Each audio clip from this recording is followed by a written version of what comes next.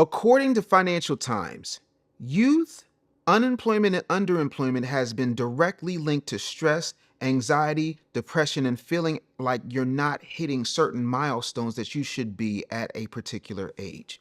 That in and of itself is alarming. But you know who's benefiting from that? Yo, if you like what I kick right here on I Never Knew TV, you are absolutely going to love this live masterclass I'm doing coming up soon. All the details are in the description and you can sign up for absolutely free. It is a no BS masterclass on how you can build a six-figure high-ticket business. Register now, it's on Zoom, nothing's being held back, and click the link in my bio on Instagram at The Business Bully. As a college professor, I can tell you straight up and down, and this is not a prediction more than it is a spoiler, the next mental health crisis is coming from rapid unemployment. Now, you may say to yourself, well, Dave, what does being a college professor have to do with unemployment? Oh, I'm so glad you asked. Now, I am a professor of social media marketing as well as personal branding at Temple University. And the one thing that has always surprised me is how many students I have who have some type of mental health issue that requires them to need more time for projects or tests or assignments.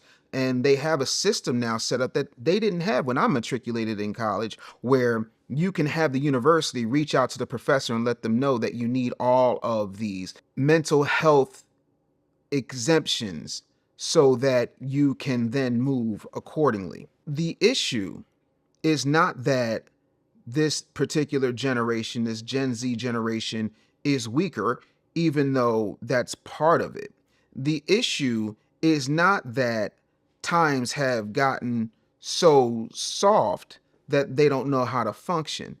That's part of it. The real issue is for the past 60 plus years, Black people have convinced Black people, especially our children, that the only way that they could possibly be successful is by going to college. Now, according to the Bureau of Labor and Statistics, the majority of people who graduate from college, 73% of them to be precise, are not working in the thing that they majored in.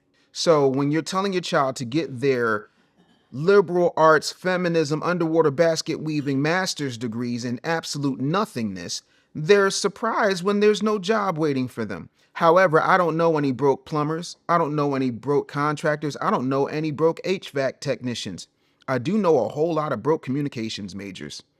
And yeah, I majored in communications. I also majored in English, but I am the exception and not the rule. And in all fairness to me, I was a professional broadcaster at 9, which means I had an 8-year head start before I ever stepped foot on a college campus.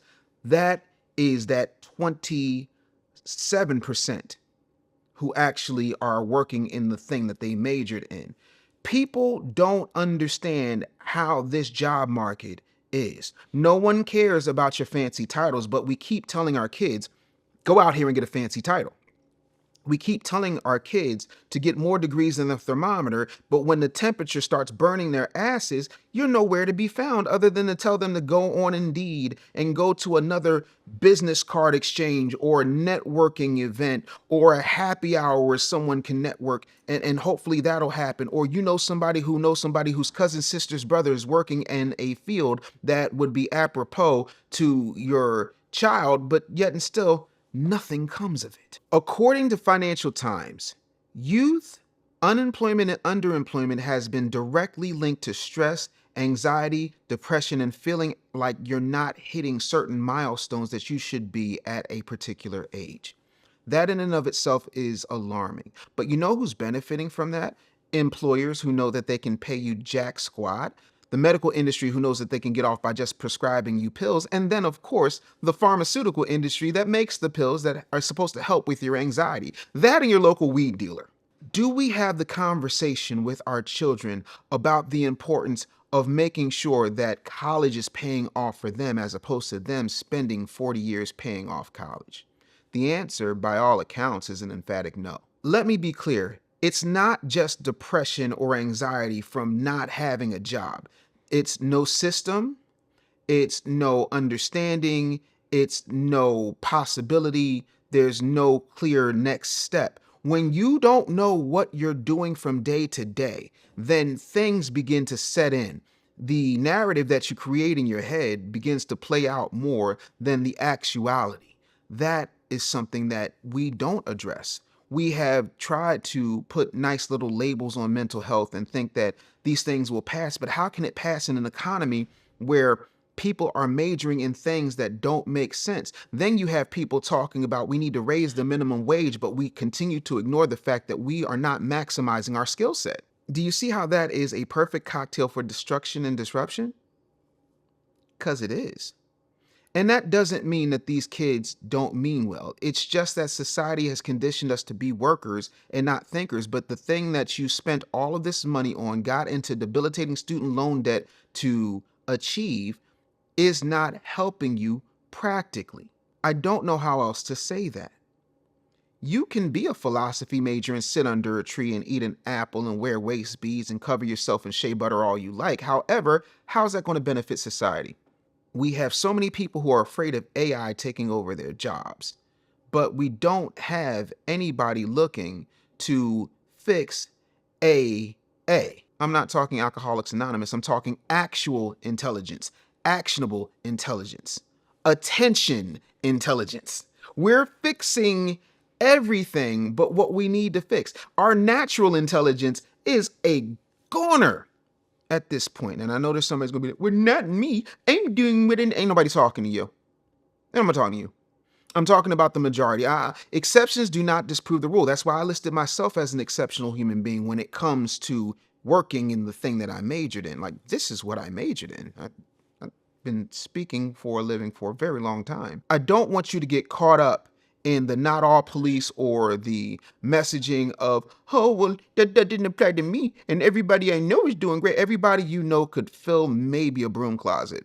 There's a whole like 40 million other black people out here who are suffering from this, oh, just go and get yourself an education and that'll solve all your problems. Man, gone.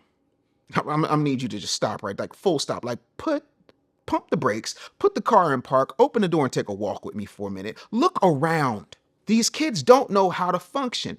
I have a relative who shall remain nameless, who, when we got on a family call, was proud of herself because she booked her own doctor's appointment. She's 23 years old. She literally treated that like it was a achievement, like a crowning achievement, like she just scaled Everest.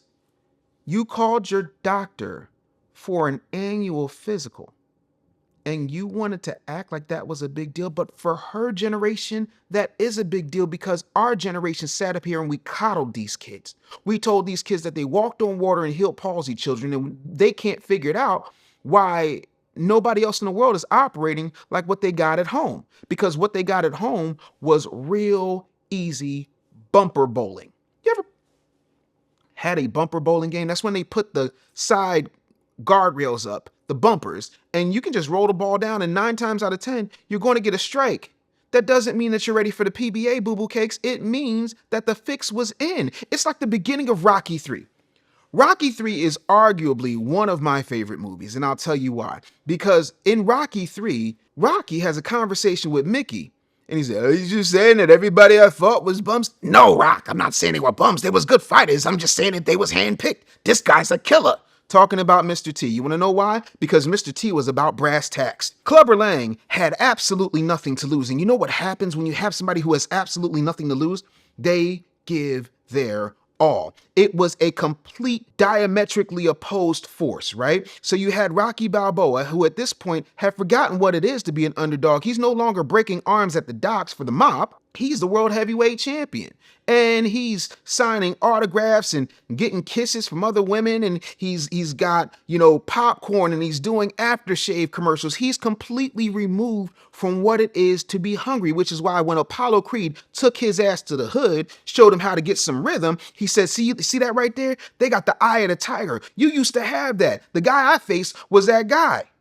These kids never got the eye of the tiger in them because we raised them soft. We gave them ice cream bars. We told them that all they needed in this world to succeed was Stardoll and Roblox. We told them that as long as their Instagram feed was popular and popping, that they somehow were valuable to society. Well, all of that is wrong. And that's why Clubber Lang beat the brakes off of Rocky Balboa. But even before that, that man called his shot with confidence. He went to the Philadelphia Museum of Art when Rocky Balboa was being serenaded by the Lincoln High School Marching Band to unveil the Rocky statue, which is arguably the second biggest attraction here in Philadelphia, aside from the Liberty Bell in and of itself, and some would argue it's the first. And you know what he did?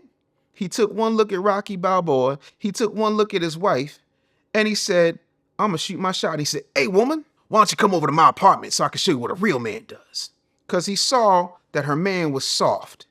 And that's how you have your children in our society right now. They are soft. They are screaming out for some relief for all this mental anguish because you told them that they were their own tiny little pocket Jesus and that they could do no harm and they could heal palsied children and walk on water and turn water into wine. Anything with water they can do. And the truth of the matter is, they're not equipped for the Clubber Lang beating them down and taking their girl. And that is specifically your fault because they became ill-equipped on your watch. How do we fix it? We get them back to maximum skills. We get them focusing on actually doing the thing that they majored in, not waiting for just a job, because truthfully, job stands for just over broke. And I'm not saying that everybody should be an entrepreneur, because a lot of you do not belong anywhere outside of your cubicle. What I am saying is you spent all that money on that degree. They got into debilitating student loan debt when they couldn't get a car loan, couldn't get a house loan for that same amount. So now it's time to find a way to make that pay off. And if you're not the person to do that, you need to find the person or persons who can help them do that